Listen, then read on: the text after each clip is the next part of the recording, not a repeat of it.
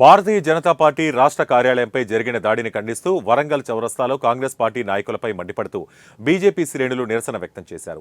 BJP నాయకులు మాట్లాడుతూ ముఖ్యమంత్రి కుర్చీని కాపాడుకోవడానికి భారతీయ జనతా పార్టీ కార్యాలయంపై కాంగ్రెస్ గుండాలతో దాడి చేసిన కార్యక్రమాన్ని తీవ్రంగా ఖండిస్తున్నామన్నారు.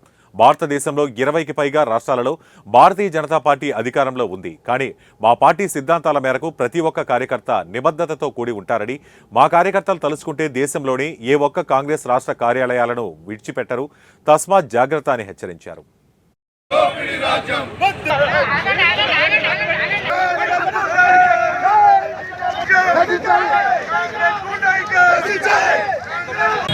రాష్ట్ర కార్యాలయంపై నిన్న జరిగిన దాడికి నిరసనగా ఇలా వరంగల్ చౌరస్తాలలో ఆయన దిష్టిబొమ్మను దహనం చేస్తూ, ఎందుకంటే తన ముఖ్యమంత్రి సీటును కాపాడుకుంటాను, నేను ఇక్కడ ఏదో దౌర్జన్యం చేస్తానే ఆలోచన వచ్చి భారతీయ జనతా పార్టీ కార్యాలయం మీద కూర్చుని అది ఈనాతీనమైన చర్య.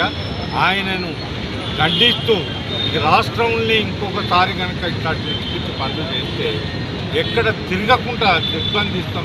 కాంగ్రెస్ పార్టీ రౌడీలు గుండాలు భారతీయ జనతా పార్టీ